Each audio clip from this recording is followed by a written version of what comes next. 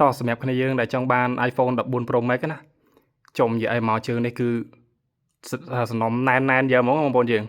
14 Pro ក៏មាន14 Pro Max ក៏មានអានេះមានទាំងតូចមានទាំងធំណាបងប្អូនយើងហើយអាធំនេះគឺប្រភេទ LLA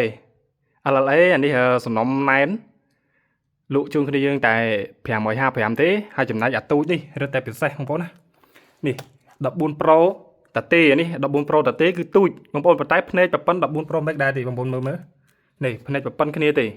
14 Pro អានេះកូដប្រភេទដាក់ SIM បានបងប្អូនណាវារៀងសឹកទូតិចអញ្ចឹងប៉ុន្តែលក់គ្នាយើងធូរទេបងប្អូន14 Pro នេះយើងអាចដាក់ SIM បានហើយលក់ជូនគ្នាយើងតែ399ទេបងប្អូន399នេះគ្នាយើងហើមបានទេហើយធានាជូនសំណុំសិនណែនវារៀងស្ទើរថ្មបន្តិចបងប្អូនបាទថ្មវាបានតែ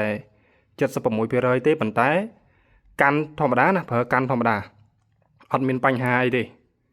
ហើយដាក់ SIM បានគឺស្រួលប្រើមែនទែន14 Pro អាទូចគ្នាយើងតែចង់កាន់អាទូចខ្ជូតណាគឺអាចមើល14 Pro នេះបាន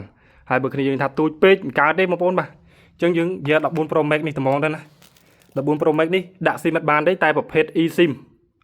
ជាប្រភេទ eSIM យើងអាចដាក់ eSIM បានទាំងពីរហើយ